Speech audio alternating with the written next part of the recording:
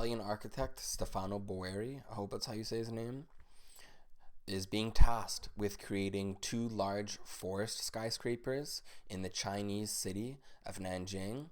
And this project is based on one of his previous projects in Milan, which was called the Bosco Vertical, or vertical forest skyscraper. The Chinese equivalent, which is Boeri's first in Asia, will, quote, be composed of two neighboring towers, coated with 23 species of tree and more than 2,500 cascading shrubs. The structures will reportedly house offices, a 247-room luxury hotel, a museum, and even a green architecture school, and are currently under construction, set for completion next year. But Boeri has an even bolder plan for China. He doesn't want just forest towers. He wants to create forest cities in a country that has become synonymous with environmental degradation and smog. As everybody knows, China deals with pollution and smog, and it's a very big problem for the country.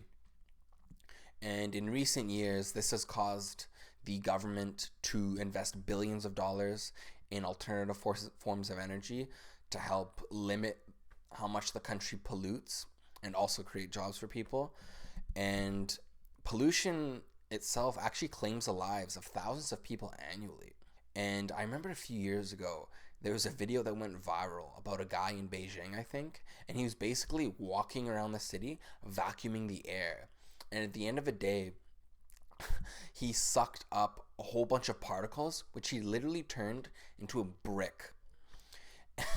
So it's a pretty serious problem, and the Chinese government is looking for multiple ways to reduce pollution, and it's believed that having like a forest city could be part of the solution.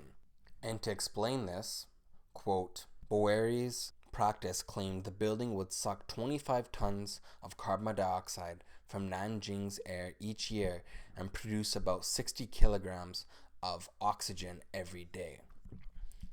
It's positive, Boeri says, because the presence of such a large number of plants, trees, and shrubs is contributing to cleaning of the air, contributing to absorbing CO2 and producing oxygen, the architect said.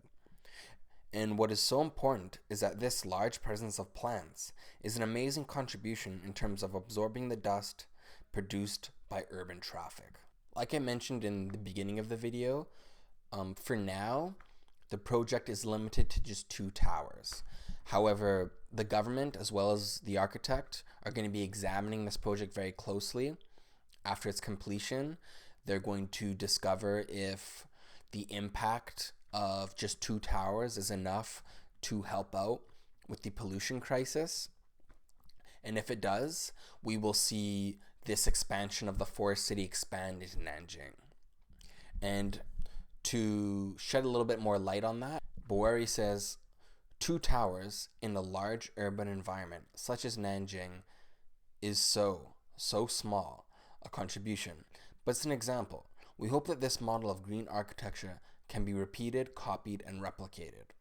If the Nanjing project is a skin graft, Boeri's blueprints for forest cities are more like an organ transplant. The Milan-born architect said his idea was to create a series of sustainable mini-cities that could provide a green light roadmap for the future of urban China. And of these mini-cities, the first settlement will be located in Lushu, a mid-sized Chinese city of about 1.5 to 2 million people in the mountainous southern province of Guangxi. And, quote, more importantly, a second project is being conceived around Xiaozhuang, sorry if I said that wrong, which is an industrial hub in northern China that is consistently among the country's 10 most polluted cities. So you can see that even though for now we're going to have two towers and these planned mini-cities, it's going to be really interesting to kind of see how it all unfolds. And since I didn't really know too much about these forest cities, for me, it's a pretty innovative way to maybe tackle pollution, because pollution comes from a variety of places. And in many cases, a lot of cities create a lot of pollution and smog. And if we can maybe rethink the way we approach urban planning and the design of buildings, cities, and transportation systems and all that, I think maybe the forest project could be an invaluable asset and could maybe be introduced to not only other cities around China and Asia, but maybe other cities and countries around the world. So there you have it. Buildings that only pollute less, but actually help clean the air.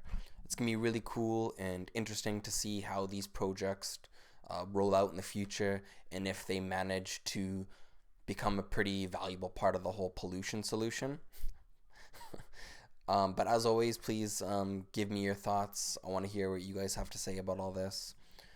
Pollution affects every country around the world, and if the biggest polluters in the world, one of them China, can address this problem in a very innovative and effective way, then I think that's a big win for everyone. But that's it for today. As always, please like and subscribe to this channel, and I'll catch you in the next one. Thanks a lot.